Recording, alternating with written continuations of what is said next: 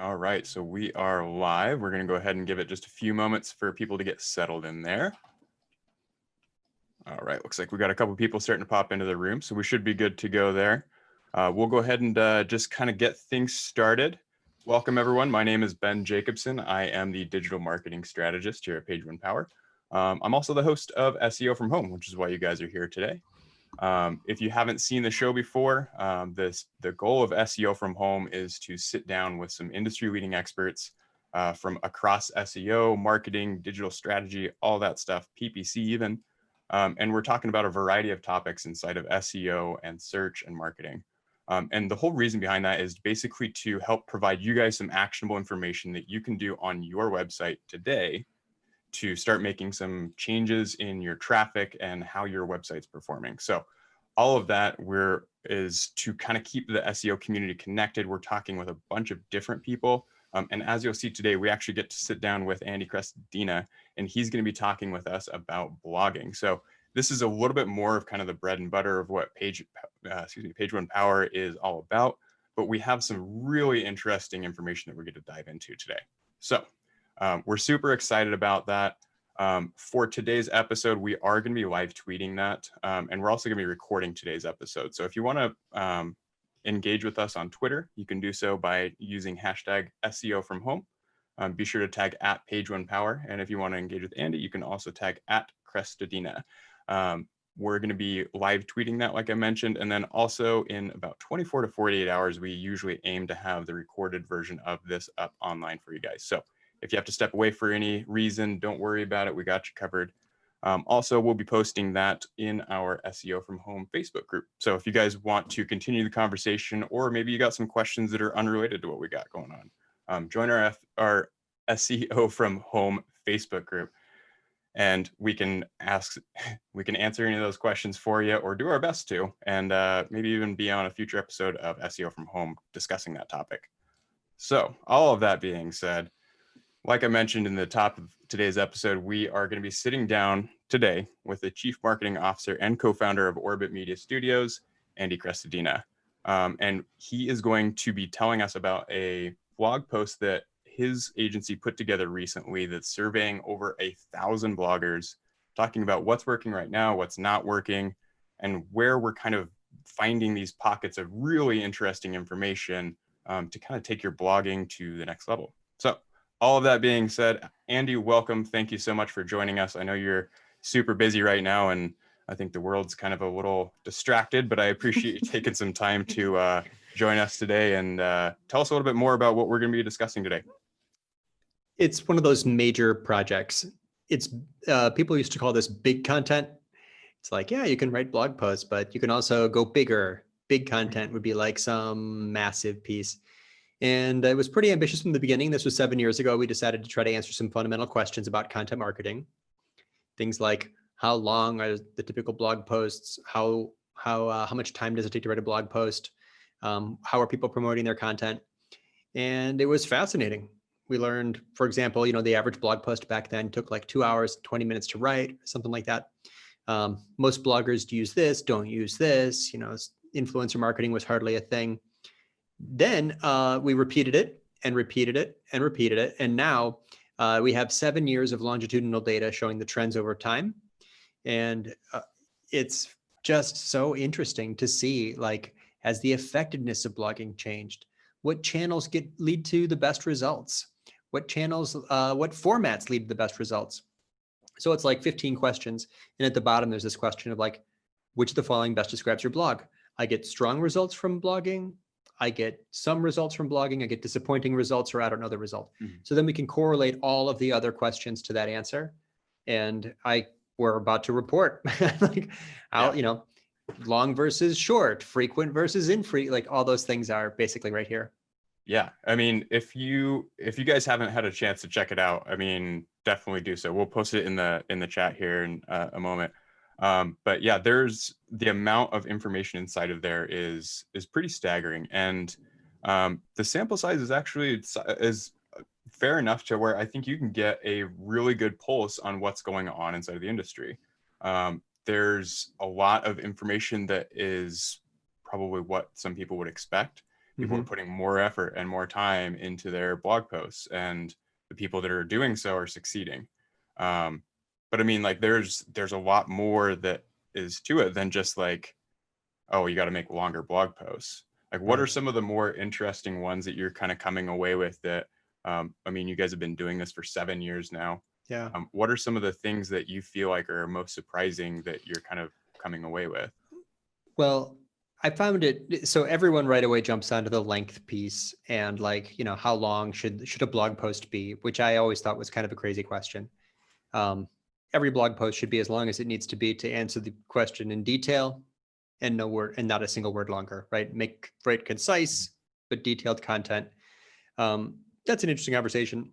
There's a lot more in this than that. One of the things it shows is just how visual content is, and bloggers that add a lot more images are getting much better results. And this confirms something that a lot of us kind of explored and discovered years earlier. If you, one of the goals of the content marketer is to keep the visitor on the page. One of the tactics to do that is to make sure there is something of visual interest at every scroll depth. That's a good point. If you'd asked me like 15 years ago, I'd say, oh yeah, put a picture on every blog post. That's totally insufficient. Put a picture at every scroll depth on every blog post, and you're much more likely to get engagement. So it aligns with that idea of scannable content that readers aren't reading. You have to slow down, make a thumb stopper and slow down the reader on mobile. Formatting, short paragraphs, subheads, bullets, bolding, internal links, italics, all these things, and multiple images. So that is a big correlation. Bloggers that are adding lots of images are far more likely to report success. Similarly, video. Similarly, adding contributor quotes. Similarly, writing a whole bunch of draft headlines before choosing one, which most people don't do. And it makes total sense if you think about it. I mean, take it back to, your middle school, or it's like, there's no pictures in this book. Like, yeah. Or maybe it was more recently. Maybe it was a couple years ago. Maybe it was last week. There's no pictures in this book. Like it's something to break up the monotony. And I think it's when you see something that's varied and you're seeing, obviously, I think there's a very clear point to where you can overdo it. But I mean, I think when you see varied elements, when you see things like you have a pull quote that, maybe there's an animation that comes into it. Some people are really against animations, but even if it's just static on that page and you have a pull quote that's, right, 36-point font, something that breaks up just the constant drone of 12-point Times New Roman text. Big difference. Shocking. Like if you were to like send me an article and it's just 2,500 words of just long paragraphs, text, like, yeah. I mean, I'll read it, but it's like, all right, I gotta set time aside. But sometimes I'll find myself reading an article about, photography or something, which is something I'm interested in, of course. And it's like, I'll find myself and I was like, oh man, it's been an hour and I've been reading the same article. And I've, and it's because it doesn't feel like you're doing the same thing for an hour. It's changing the media consumption type in a small variation. But very, very important. I agree with you that our readers are not grade schoolers, but that psychology is not dissimilar. All of our websites have one feature in common, which is the back button. Every web page has got a back button on it, and everyone knows whatever the traffic source was, it was search or it was email or social media, they know that there's 500 other articles right there. All of us, as we click into something, we clicked from a place that had many, many other options. So if you hit someone with a wall of text, so past that, Ben, I'll give you a tip that is not in the blogger survey, but that has worked beautifully for me. I rarely teach this one or talk about it much, but we're going to share it here today because this is SEO at home, and you guys are gutting it out on in a tough news cycle. If you include images in your content that add to the story, such as charts and diagrams and graphs, then when you contribute to other people's content, then you have an opportunity to include that image in that content and win yourself a link back in the image source link. Ooh, interesting. I find image, I don't know if this is a thing anyone else talks about, but image source link building, I find it very difficult to promote a post that doesn't have an original diagram in it. If Interesting. you have an original diagram in your content and you have the chance to talk about it anywhere, grab the image, add it to the contribution, below the image, put image source and link back to the thing. You're going to win an exact match anchor text link from any site that you want. If that image supported your contributor quote, how do you make the opportunities to contribute to content grow? Add contributors to your stuff. Yeah, that's So a really good point. visual content, collaborative content, contributor quotes, diagrams, they're best practices. And you can say, oh yeah, you just can, invite other people into your content or add pictures to your stuff. Actually, there are very specific tactical ways. Invite contributors who are likely to invite you into their content. Add diagrams that could be used in your contributions to other content. So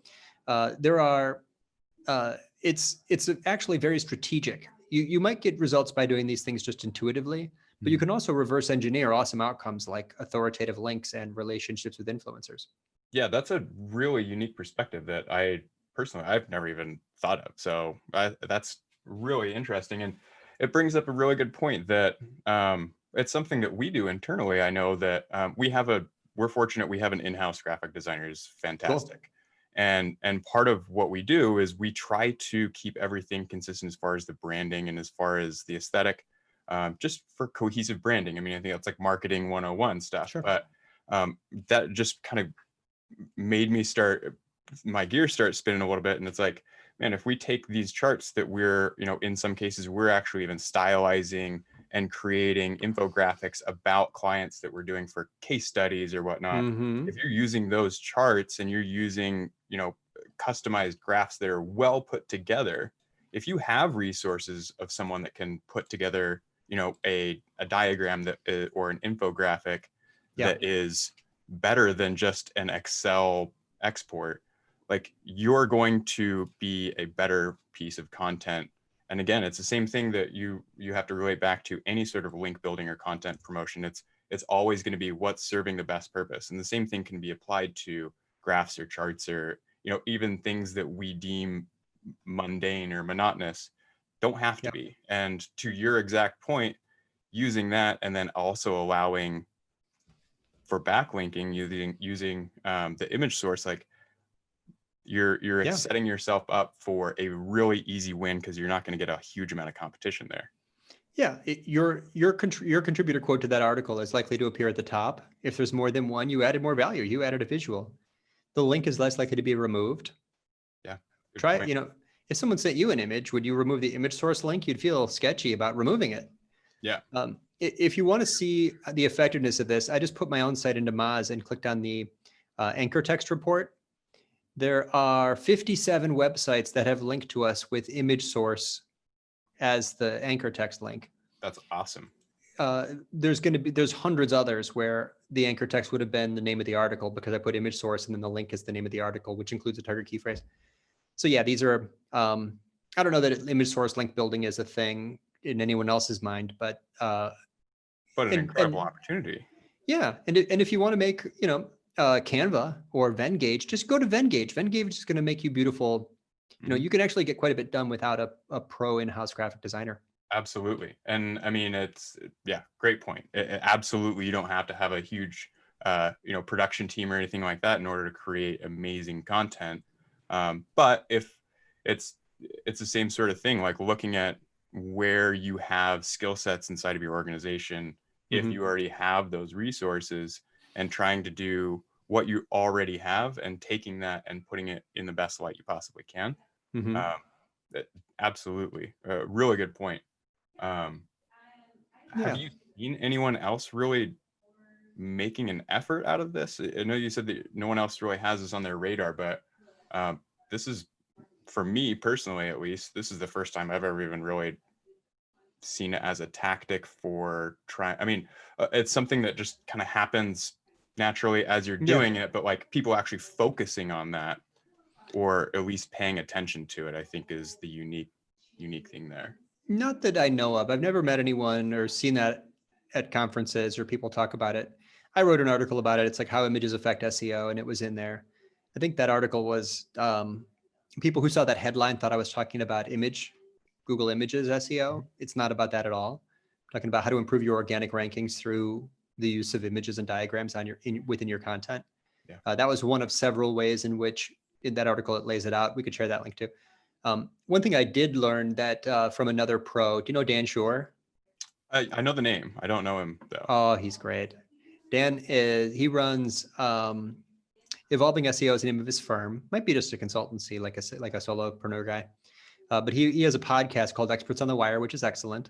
And he had me on the show once, and I learned more from him on that episode than he learned from me, I think. He said that if you publish original research, the Blogger Survey is one example, then you can optimize it to rank for a statistics-related phrase. And that statistics-related phrase is like the phrase blogging statistics. That's a phrase with linking intent. People search for statistics when they're looking for something to link to. That's a good point. Wow. How ridiculous. It's like cheating. It's like, that is so effective.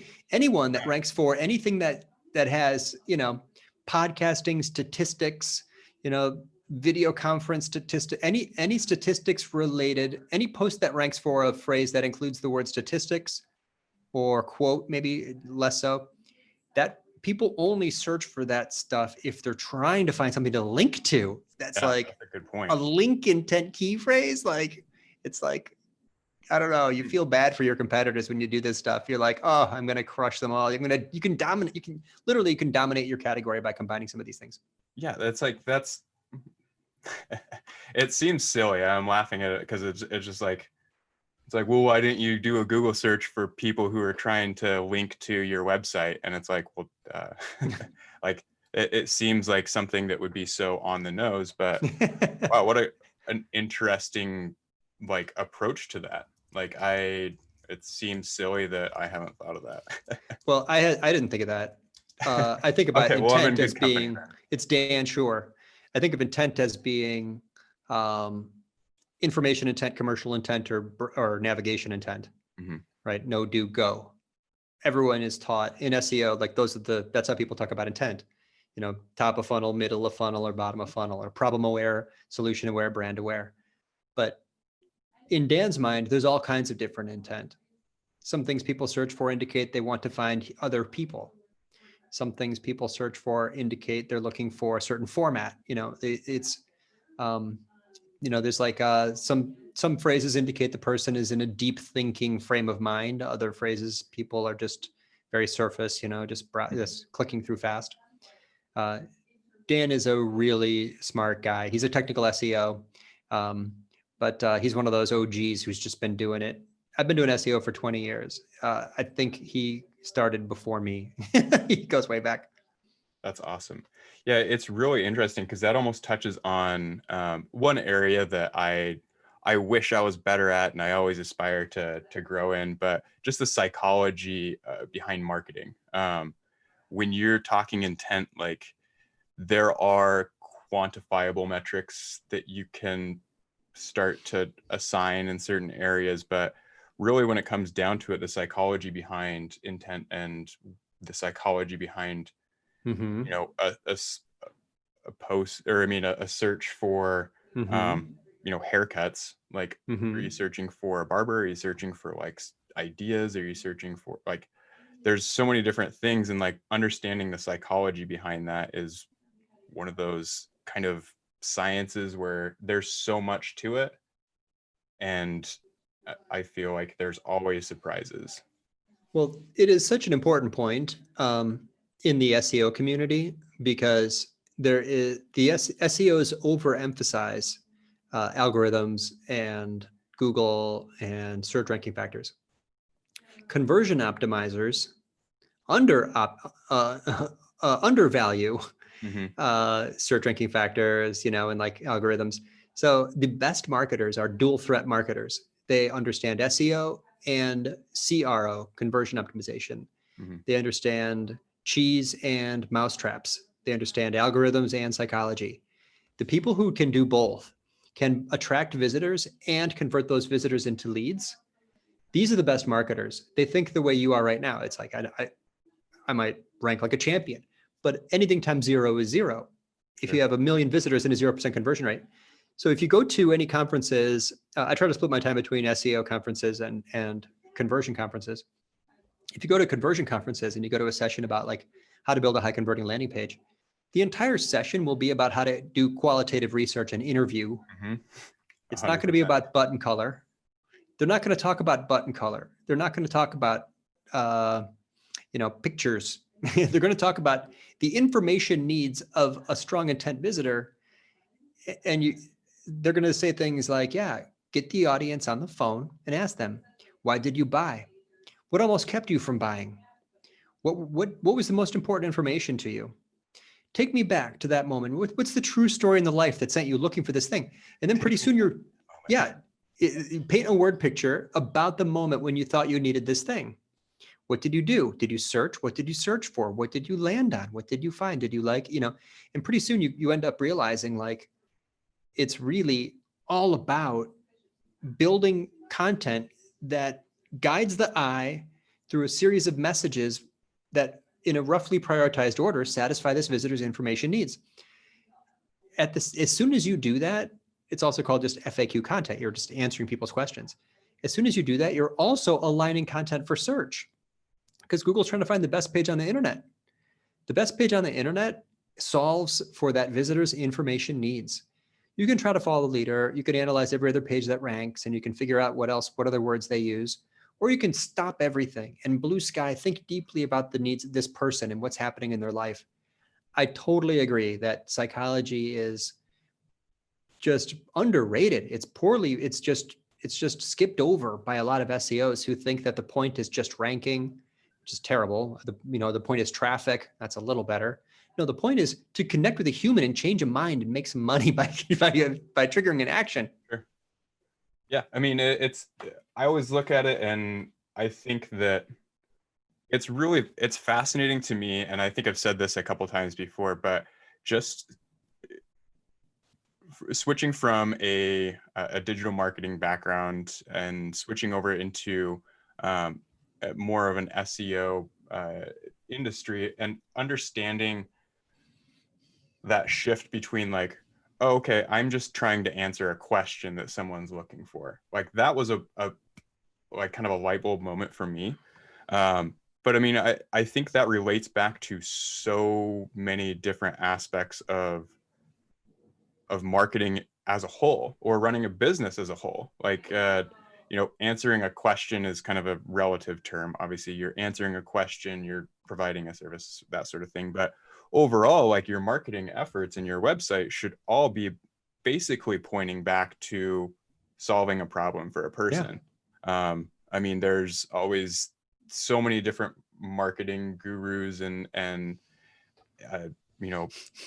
interesting quips and phrases and strategies that come through, but it all boils down to essentially that. Like it all comes back to like this general root of like, you're trying to help someone answer a question. You're trying to help them do something in some capacity. Mm-hmm. Like you said, the do go no, mm-hmm. or no go. I always mix it up. Yeah, what is it?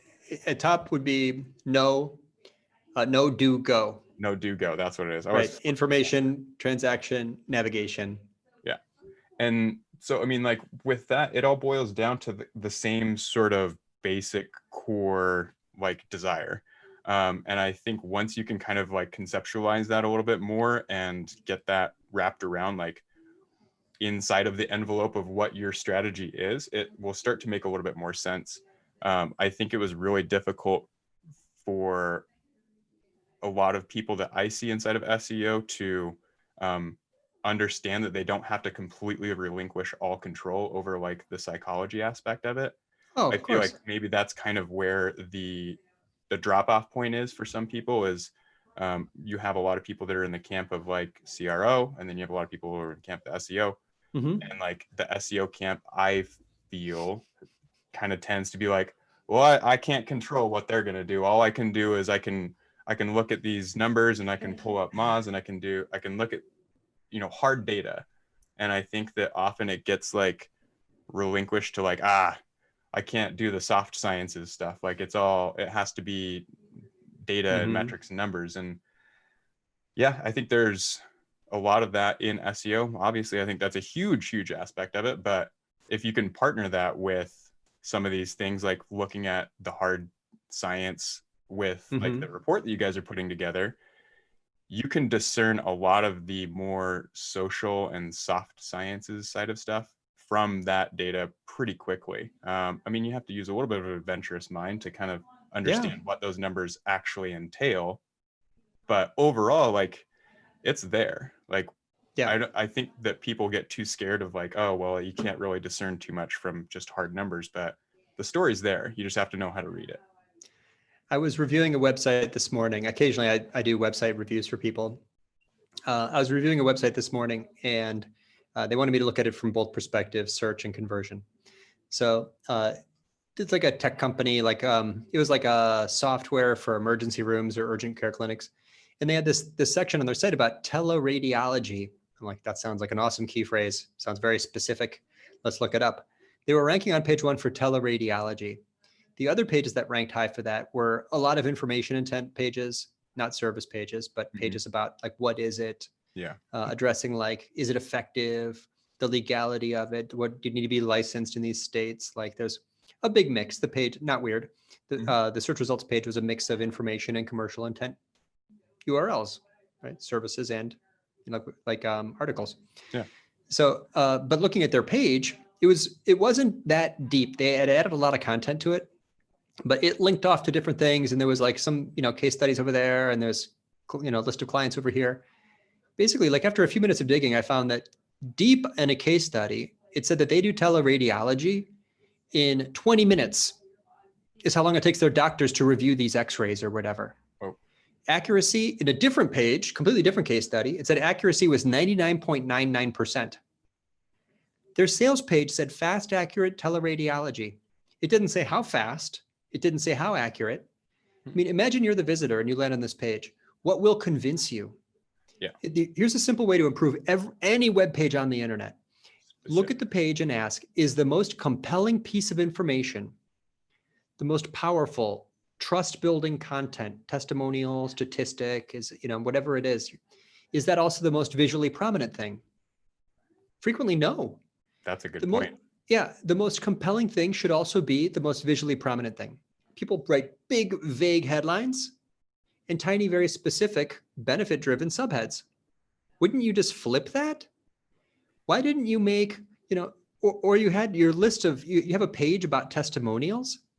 Does anyone go to your page about testimonials? Make every page a testimonials page. Put testimonials throughout the site. Why would you expect your visitor to see what you do, go over there to see how well you do it, come back over here to see who you do it for? No. You got to construct this as one long flow. And then pretty soon you've built an awesome page for visitors.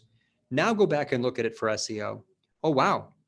These testimonials had keywords in them. A keyword focused testimonial, that's cheese and mousetrap. Oh, wow. This case study paragraph fit beautifully onto the page.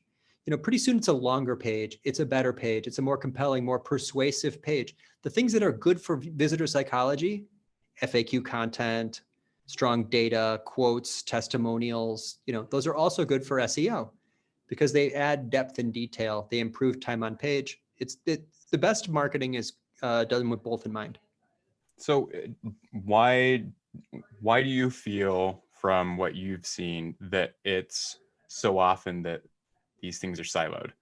Because what I'm understanding and how I'm kind of discerning this is if I'm looking at this from someone who's providing a service, say I'm a mechanic, if I'm saying I have, 500 5-star reviews, I'm insured here, and I can get your car back to you in a day, like those really important beneficial pieces need to be like really front and center. Yeah. So if you're saying like people are like, okay, I'm going to have this section that's going to talk about, how long it's going to take. And then I'm going to have another page that's going to talk about my reviews. And then I'm going to have another page. So if people are siloing this information on their website, do you know why they're doing that? Or is it just like, they're just not, is it just perhaps their own ignorance? They're just not familiar with that? Or is there a purpose to having like a page that's like really, really deep with reviews? Like, is there any benefit to having it that way? This is there's not a single standard answer to the question, but fundamentally what's happening is every scroll is continuation on the topic. Every click Is the visitor telling you they want different information? So every click segments your visitor into a page that's more specifically about their information needs. That's what a click is. That's what navigation labels are. That's why people navigate around, is because they're looking for something that's more specifically relevant to them. Cool. I like that thinking. That's UX. So now this person's on this page. You know that they're interested in what? Auto service, I don't know, tune up, scheduled maintenance. Is the answer to the question, how long would it take, on the same topic? Or is it somewhere else? Is that a very different topic? That answer, Ben, is the same topic, right? If you care about making an appointment for your car, you care about how long the appointment takes. So I might put that right next to the call to action. Schedule a time, takes 30 minutes, something like that. So you would end up, that decision about whether to make it in the flow or out of the flow on a different page is that same question. Is it relevant to this visitor in this moment? When done well, the page basically reads their mind. If I had 1,000 conversations with auto mechanic customers, and I answered all their questions, I knew what they're likely going to ask, I know what they care about, what they're hoping for, what they're afraid of, I could make a high converting page just by emulating a sales conversation. Sure. That's what the best page does. It emulates a sales conversation. That page, when you're done, also happens to be filled with FAQ content. Naturally, it's going to be relevant in search because you answered every question that the visitor might likely have. So it's so think of it this way. The best web pages are a mixture of three things: answers and evidence to support the answer, answer, evidence, answer, evidence, answer, evidence, call to action. A page with answers but no evidence is just a bunch of unsupported marketing claims. A page that's all evidence but no answers, no one's going to go there because your visitor has no intent to go read testimonials, right? Yeah. They know that's just a bunch of happy stuff on that other page. They're never very popular pages. There's no compelling piece to it. Yeah.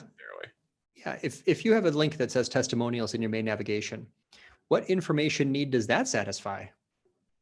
It's like ordering a plate of parsley. It's a garnish. It's supportive content. It doesn't do well on its own. It's very, very powerful when mixed in with the other content.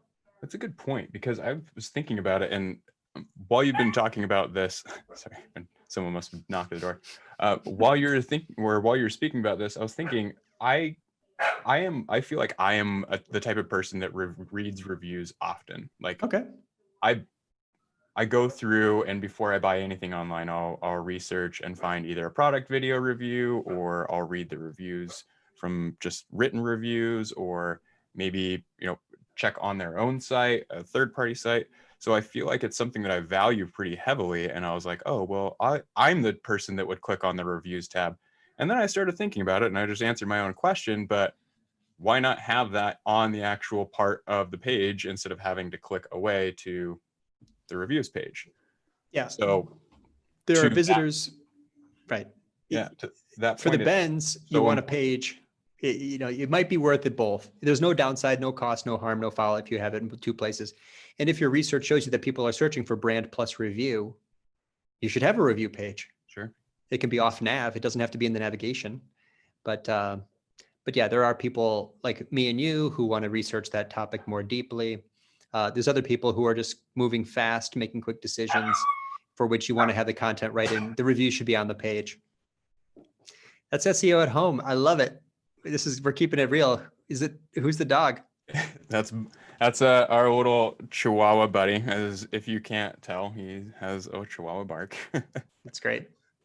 Sorry about that. But no problem. Yeah, I mean, it's true. I think that having that stuff natively inside of where you're already searching, like, it prevents you from having to navigate away. Because every time that I navigate away from something, like, I am the worst. I'm the most notorious person about having like 1,000 tabs open. And I'm like, well, I wanted to review this, but before I buy it, I'm going to go ahead and open up another tab and search on YouTube. I'm going to see if I can find a review and what other people thought about it. And then it's like, it gets kind of relinquished and like just forgotten about and shelved in the tab. And then I end up not making a purchase. And so, like, thinking of my own buying habits, like if I were seeing that like there were third-party reviews from Gizmodo and Engadget saying, hey, this phone is excellent, like, that gives me like the extra vote of confidence in order to make a purchase a lot sooner than maybe I would if I had to click away or if I had to start navigating to other websites to find the answer I'm looking for. Yeah, you're basically constructing an experience for the commercial intent visitor. Information intent visitors and high-ranking articles totally separate. But for the commercial intent visitor, you are deliberately designing an experience through which they get their top questions answered. They get reasons to believe those answers, and they see clear, compelling, specific calls to action. So that is, it's like my little brother is kind of like a mixologist, and he explained to me one day, like even like Coca-Cola has like acid and sugar. It's Mhm. like acid, sugar, and alcohol. That's a cocktail. Wine, every basically like those are the three things that you need. Like, you Interesting. know, simple syrup, lime juice, and whatever your thing is, it's acid, sugar, and alcohol. That's a cocktail. Answer, evidence, call to action. That's a sales page. I like it. That's like a perfect little recipe to just be like, just use that as like Mm-hmm. just your go-to, like base it around that, and like Mm-hmm. the rest you can kind of like fine tune and feather with later on. Mm-hmm. That's It awesome. works. It works beautifully. Works every day. I'm going to post this link. I meant to do this right at the top. I'm super sorry, you guys, but here's the link to the specific post that we're talking about, so that you guys can dive through and read that again further if you want to. But let's kind of shift gears just a little bit. I wanted to talk about maybe a couple other things that people here watching right now can maybe do as actionable, like takeaways from what you're kind of finding in here. So I Sure. there's a lot of like high level things inside of here as far as people who are publishing more frequently, they get better results. People who Mm-hmm. are publishing longer content. So maybe for some of the people that are watching this right now that are thinking, hey, it's coming up on, winter's coming up. I got some time inside where I got, I'm going to be redoing my blog. I want to get some content scheduled out. Like, what sort of suggestions or maybe pieces of advice that would you have for some of these people that are looking to kind of just revamp, maybe readjust and get back into blogging and get things spinning in the right direction for them again? I'll give you three quick ones. As you sit down to write, you're going to write a headline for the thing. Um, Write another and another and another. Just stop everything and brainstorm and literally like write 10 headlines before you choose one. Hmm. You might find that some of those headlines are better for search and will work as title tags. Others are better for social and will just be social media posts. Some of them that have nothing to do with keywords might be, but are great for psychology, could be a good email subject line. There really isn't a headline anymore. There are Mhm. H1s, there's title tags, there's email subject lines, there's social media posts, there's infographic headers, there's all different things, but there is no one headline. Yeah. Adapt your headline for many things and for each location and write tons of them. Another is consider just making sure you include a contributor in everything you write. That contributor ideally should be a content creator themselves, and ideally someone who writes for many websites or writes for a high authoritative website. So just like journalists include sources, as a content marketer, you should include contributors, and it's going to do three things. It'll make your content higher quality. Mhm. It could increase the social reach because you can mention them. They may share when they see themselves mentioned in social, and it grows your personal network.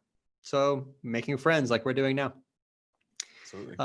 The last tip I was going to say is to rather than writing new articles, consider going back, checking the SEO performance of old articles, seeing things that rank but don't rank that high yet, and without changing the URL, rewrite content, rewrite old posts, recycle old URLs.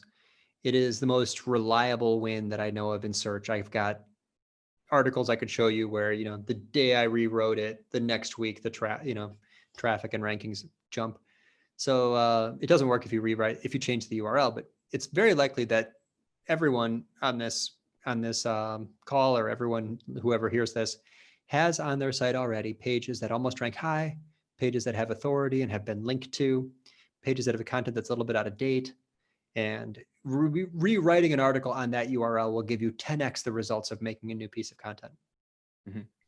Yeah, and I wrote these down because I know that these are ones that we actually we got a chance to kind of briefly touch on when you and I got to chat a couple weeks ago when we were kind of planning for today's episode.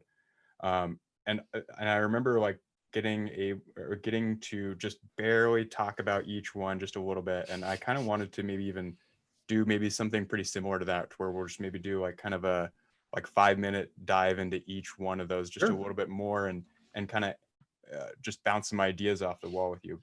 Sure. But one thing I remember, starting with the top one, writing many headlines. I think this is something that I'm guilty of too, like for sure, is it's literally just, if you guys are going to be out spending money on, let's say, Google ads or Facebook ads, like you're going to do A/B tests. You're going to want to like test multiple options. Like it's the same thing for any sort of piece of organic content.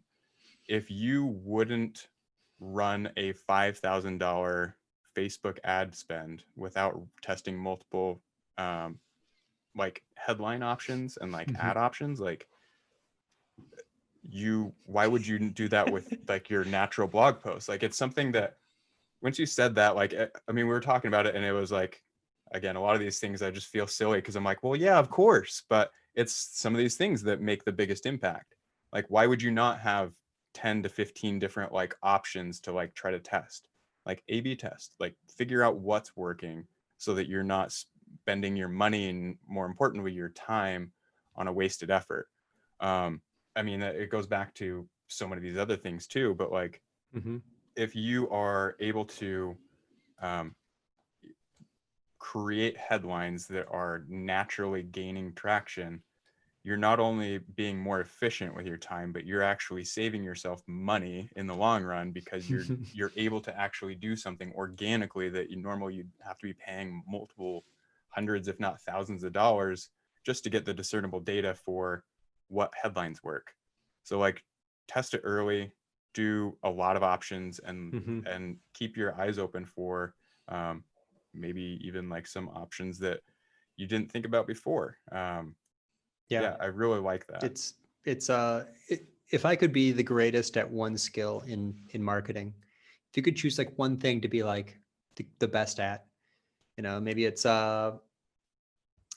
keyword research or outreach, influencer relations, or no, there's really no question. It'd be headlines.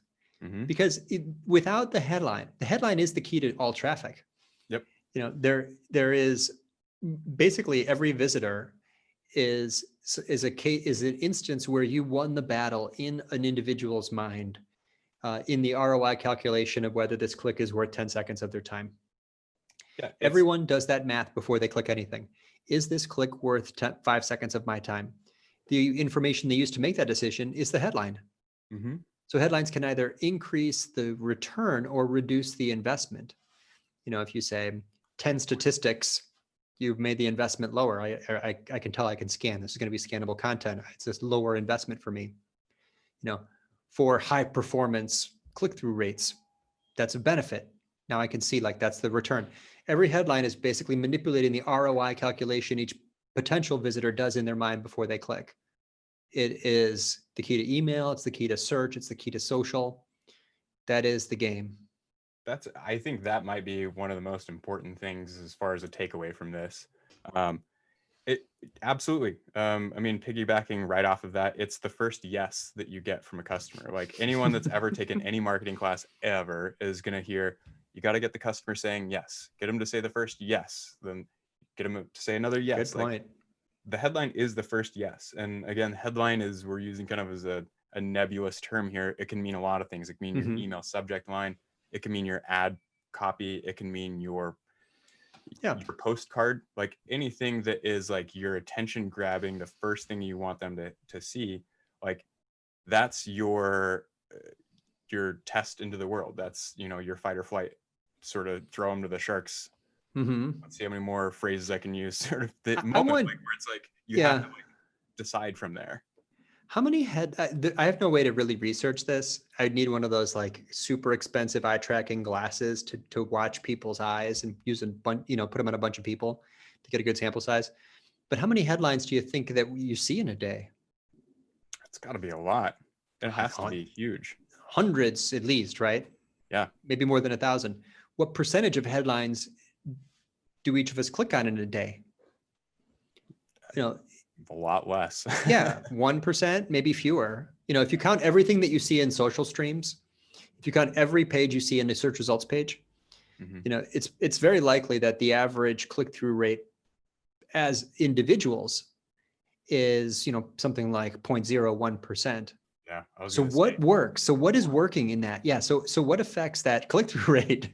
It's basically you have to win the ROI calculation in those brains, and you can do so by, and if you just plan to do SEO, like it's only about key phrases, you're missing all the stuff Larry Kim used to teach, right? Mhm. Throw an unexpected word into the title tag. You know, Yeah. how does your title tag perform against the other title tags in a search results page? Is it boring? Is it expected? Is it just a bunch of repeated semantically related phrases? Or did you do something that merchandised the click? You know, so yeah, I think Good if point. if you could do that one thing really well, you would get more traffic without higher rankings. Yeah, You'd get more good point. email visitors without more larger email list.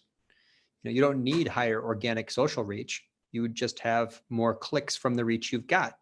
So I think it's very much underrated. Maybe partly because you can't ever really see, you know, the performance of a headline against all other headlines, you know, in that visitor's field of vision.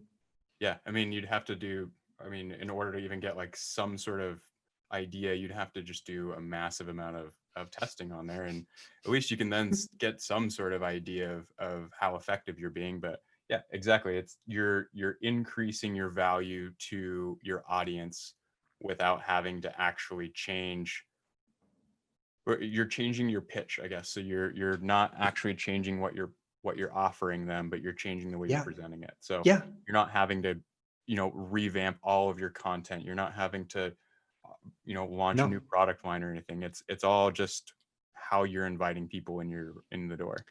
Well, viral news sites did this for years. All they would do is take existing content and rewrite headlines.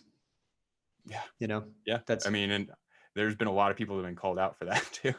And yeah, they were a little sheepish about it at first. So yeah. Um, Andrew's got a question here. He says, do you ever test headlines on social forums, for example, Reddit and Facebook, to see what's resonating before you launch the page? Well, if the headline, thanks for that question, Andrew. I have the one of the ways that we've done that is to be more specific, test the email subject line on social media before sending the newsletter. That's a good idea. So email is high stakes, low data. Social is low stakes, high data. Good point. Email, you get one shot. You can't unsend an email. Social, organic reach is 2%, dude. You got to share a bunch anyway. Who cares? Yeah, Like that's a just good point. share the crap out of that. So yeah, it's I've never been super confident in the statistical relevance of any of those because you've got timing as a factor. You know, you can't just share both at the same time. You can A/B test subject lines in other ways, you know, just through your ESP. We use Active Campaign just to see, you know, which one's going to get like 10% gets this subject, 10% gets this subject. The winner is the subject for the remaining 80%. But yeah, I think it's if you use Buffer or CoSchedule and you just scan through your top performing social posts, use that. So it's not testing, but I think that you'll get a lot of interesting ideas if you go all the way through that long list and see which got 10x the traction, and they're literally 10 times the traction. If I shared my screen and scan through Buffer, you'll see some that have like 30 likes, 2 likes, 4 likes, 25 likes. I mean, the variance is enormous. So I think that social media is a gold mine for using for data on what's working and with your visitor psychology. How do you kind of uh, discern effectiveness? Just because of, I mean, the whole idea behind, of course, testing is to try to get as close as possible to understanding what the real story is. Inside of social specifically, um, one reason that I've found it to be somewhat difficult for A/B testing inside of social is just because of how unreliable and Yeah. how inconsistent your reach is. So how do you combat that? Or do you just try to look at your analytics inside of that social platform and adjust and try to make the numbers match. Yeah, it's just clues. It's quite frustrating. There's a personality type that is very frustrated when they're if they go into marketing. If you, I remind people who keep seeking more and more accurate data that every number in Google Analytics is wrong. 100% of the numbers in analytics is incorrect, right? Good point. Because it's based on JavaScript and cookies. So the best you're ever going to get, even if you had total confidence in that thing that day, by the time you do it, maybe more time has passed. You don't know if that got picked up because there was one influencer who amplified it. There's lots of reasons why there's outliers. You're never, but email subject line writing is such a blood sport that I'll take any clues I can, because that is like one of the hardest things. If there's I don't care that much about if this ranked or doesn't. Yeah. You can go change it later. I'll try it again. I'll just rewrite that article or change the title tag or, Subscribe though. That's where it really hits you. Yeah. Digital ink is never dry, except email subject lines. You can't unsend that thing, man. It's gone. It's out there. It landed it and it's going to sit in their inbox. So they do, you can't change it after it's there. That's a good point. Yeah, that one kills me. So I appreciate the clues, and I do use social to try to guide. But then it's different too, because the mobile inbox is going to truncate after 45 words or letters. Yeah. So unlike social media, you need to front load your email subject lines. Yep. Where the most unexpected or compelling words are in the first 5 words. That's not even a success factor in social, because you can normally see the whole post. Even then, I mean, you still have some of that going on, to where I think I've noticed that we've seen more success if I start front loading more information that's timely relevance, or something that is kind of cueing their interest right from the jump. Just because, man, even if it's hard. Social media is hard, because I think that we're in a strange place where there's so many people that are completely encompassed by it, but at the same time, I think there's so many people that are so completely over it. To use a phrase, I feel like people are less inclined to engage with longer posts, especially if they don't have something that's speaking right to them up front.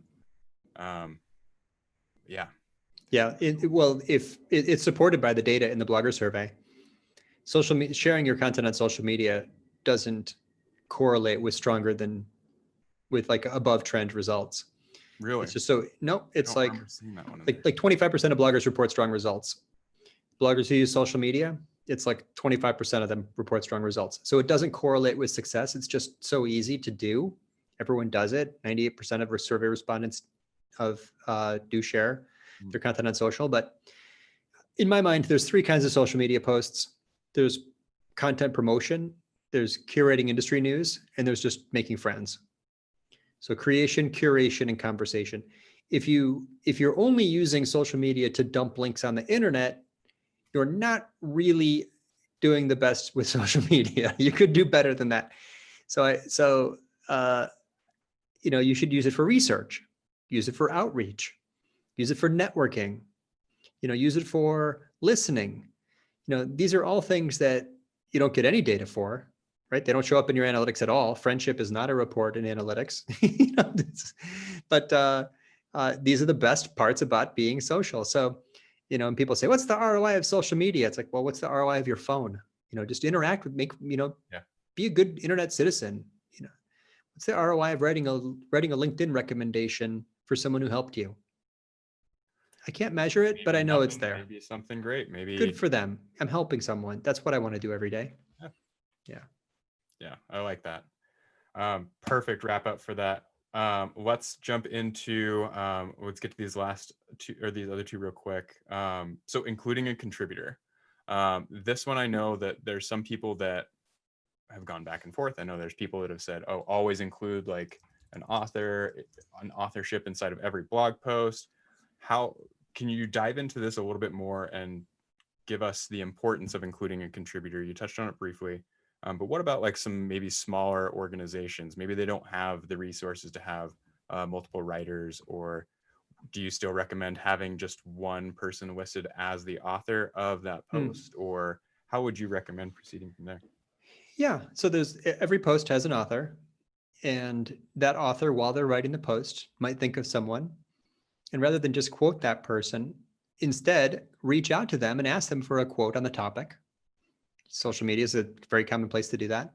When they respond, get a couple of sentences, tell them how soon you need it, add their quote to the article. You're going to add visual prominence because their face, if you put their face next to the quote, you just added an image, which is good for scannability and keeping people flowing through content.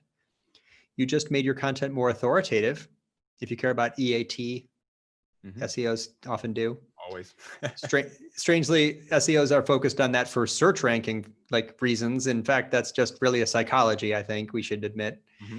Weird that SEOs had to read that in a quality rater guideline to decide to make site. Isn't that silly, Ben? Why do SEOs think about expertise and authoritativeness and trust when they think about a quality rater guideline? Shouldn't you be thinking about that when you think about your visitor? Yep. I mean, I'm not going to say that everything inside of the SEO industry is the most logical. Yeah, that makes no sense. It's so weird. It's so weird. It's like, oh, EAT is a thing. I need to add experts to my article.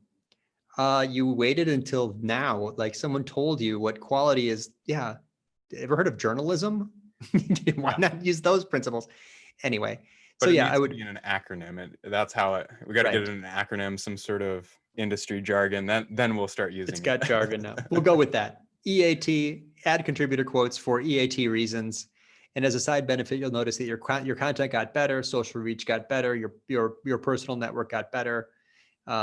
It's part of being just a good internet citizen.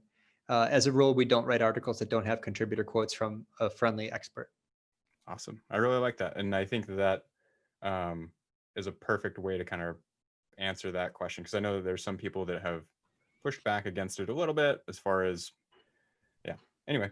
So the last one that I wanted to touch on real quick before we get wrapped up, we're actually just about at the top of the hour, so perfect timing, is recycling URLs. And this is one that I think this is probably the one that we spent the most time on, at least I feel like it was. But tell us a little bit more about this, because this one was really fascinating to me. And you were kind of presenting it as maybe one of the most effective ways to help drastically change rankings. I'm trying to avoid saying the whole get rich quick mentality, but one of the fastest ways in order to turn content around and help it gain some legs. So can you tell us a little bit more about what you do, what your process is like, and how you find articles that are right for the picking there? Yeah, it is. There are falling. I did an article once about how to do a content audit. I categorized content in different groups and I gave little names to them because, like you said, we like acronyms and jargon. Of course. Falling Stars is an article that used to rank high and it's starting to decline. Okay. Why? Because new, better content came out since then. So to rescue that thing before it crashes down to page 2, rewrite it. And then there's I forgot the name that I gave it, but it was the almost high ranking posts. It's like the potential champion. It ranks at the top of page 2. It's been there for months. How do you get that thing to page 1? Just go rewrite the article. Go make it a better article. Make it 80% new. Make it way better than before. Add detail, add depth, add images, add contributor quotes, add video, add everything you can. If it moves up even a few positions, it'll be on page 1. Yeah. So there's a couple more different criteria, but fundamentally, Google likes that URL. That page may have authority. There may have other sites may already have linked to it. So you're going to get bigger benefits by strengthening a performer, turn them into a top performer. Another way to think of it is that everything in digital, all the results of everything in digital, every channel, every format, every topic is on an exponential curve, right? 1% of Twitter users get the most engagement. 1% of YouTube videos get the most views, right? 1% of your articles get the most traction, like 10x or 100x the traction. Go switch the bar chart view in any report in analytics. It's always the same. There are no straight lines. Therefore, do anything you possibly can to move farther over on the x-axis where the results are so much higher. So you don't need 1,000 articles. You need 100 really great articles. Yeah. would you recommend trying to find an article that's maybe on the cusp, or do you find one, what about like stagnant? Like, do you look for articles that are stagnant in their position, or as you mentioned earlier, falling stars? Like, are you specifically looking for ones that are making positional changes, or are you looking for things that maybe just need like an extra little boost, like more looking for things on the cusp? I think the idea of striking distance key phrases is really important, things that are on the cusp. But at that point, it might matter. You might get bigger benefits by factoring in some other criteria, such as is there massive search volume on this phrase versus that phrase? Is this phrase much more relevant to my audience than this, this versus that? You could actually add another criteria to decide, am I passionate about this topic versus that topic?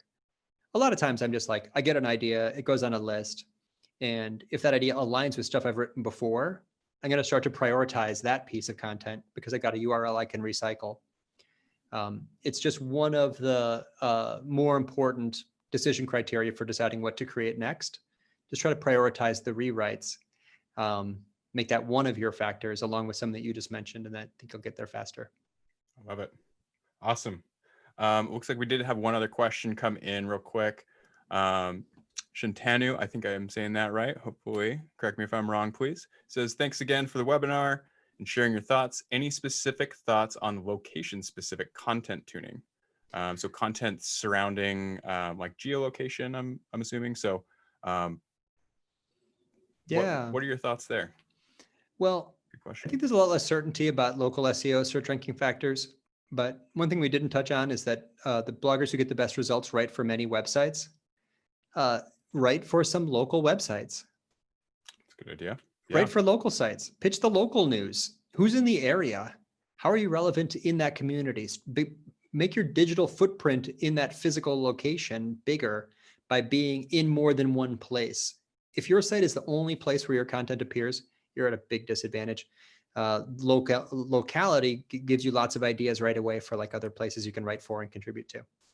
Yeah, excellent idea. And thank you for the question. Yeah, I think anytime that you can, as we kind of were mentioning earlier, anytime that you can network out, find things that are relevant. What are people doing in your area? Try to find, and if you can, tie in whatever your business is to local trending like topics. So for example, I'm trying to think of something really relevant, but like here in Idaho, let's say that it's, there's a snowstorm that's predicted for the coming weekends. So it'll be the first one of the year. So like as a photographer, I could say, hey, here's how to prepare for the upcoming big snowstorms in Idaho. And like you can do that, and you can help guide these people on like, oh, okay, if you're wanting to get pictures done, like here's some ideas, or here's ways to here's how soon you need to book. Like there's different ways that you can create content that is specific to your location, but is also really relevant to a lot of other people that are not specifically looking for maybe photography, but they do see something that is, related to your area and adjacent to what they're talking about. And hopefully if you can curate it just right, then you're going to be the most compelling result to answer that question. So and this was fun. I like this conversation. Same. Yeah, this was excellent. Since the first conversation we had where we were kind of discussing what we're going to talk about, I knew that there was going to be a lot that we could just riff off of and dive through. So that was excellent. Yeah, let's do it again. That was really fun. Anytime, you know where to find me. This is a huge pleasure. Yeah, likewise. I have so many notes here that I think we're just gonna start diving through and start even looking at our own strategy here. I mean, it's always cool when I get to look at things and take in different perspectives to see how we can even push ourselves a little bit forward too. So, well, Andy, thank you again so much for joining us. I appreciate you taking the time and sharing all of this super actionable and great info with us. Like I said, let's do it again. Sounds good. Looking forward to it. Awesome. Thanks you guys. Ben. We appreciate you guys joining us. We'll be back soon. Stay tuned, and we'll be posting for new upcoming SEO episodes in the future. Okay. Thanks again, and stay safe out there, you guys. We'll see you later. Bye-bye.